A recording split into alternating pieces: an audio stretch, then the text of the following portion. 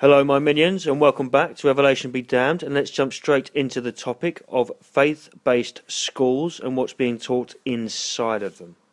As many of you, I certainly remember creationism being a strong part of my childhood, and as many of you, I felt very much entitled to question it, even if it was in my own mind. And despite my intense disliking for Christianity, let us not forget there are other cultures that would not pay you such a privilege as to even mentioning your opinions or pitching a question.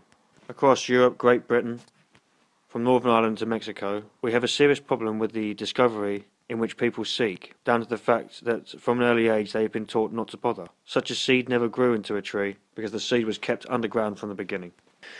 Now Europe is affected by a few thousand years of history which has heavily influenced our culture and the way we are today. You can barely walk down a street in England without bumping into a church which is older than many countries. It's very difficult to evade history unless you try incredibly hard. But America, possibly the most beautiful country that could ever exist, should know better because it's the first secular government to ever exist, and it should set an example to the rest of us.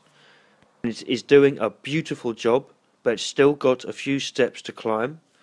We have a few states that are still allowing creationism to dominate them, or if not dominate, then affect them too heavily. And some of these places are receiving government funding despite the fact that the Constitution would state that that is not a requirement of the government. In places such as Arizona, Arkansas, Colorado, Wisconsin, Florida, Georgia, Oklahoma, Utah, Indiana, Louisiana, Ohio, Texas, Washington DC of all places, Tennessee and so on. Now I feel I needn't explain to fully grown adults that teaching this sort of thing to children is ludicrous. I feel I needn't explain to adults that ghost stories are not the sort of thing in which you should take seriously. Surely this is where a university degree now amounts to nothing, because if a person can go through all that education and still come to the conclusion that they should teach someone creationism as a profession, then I heavily question their ability to think straight and their reliability as a decent source of information. So next time someone says to you, oh no, but they're a doctor or they're a teacher, remember that Looney Tunes run in all circles.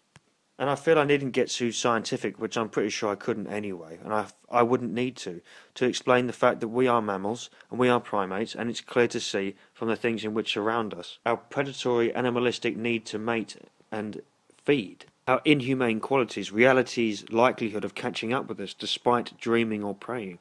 The fossils and living creatures which have clearly been around long before us.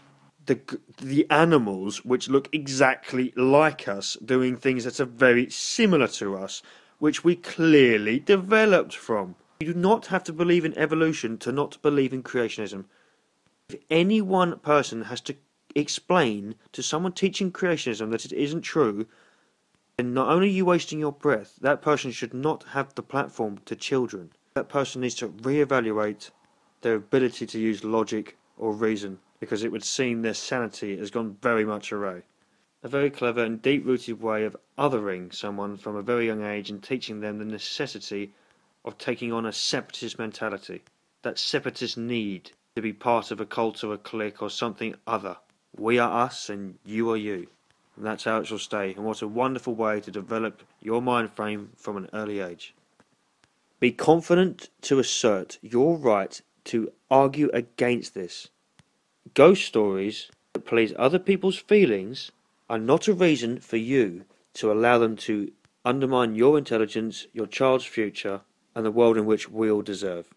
Magnificence, wonder, spectacles, amazement and discovery are just around the corner, waiting to be unhinged and uncovered if we all do our part and chip in, as opposed to allowing 50% to completely affect and hinder the other half.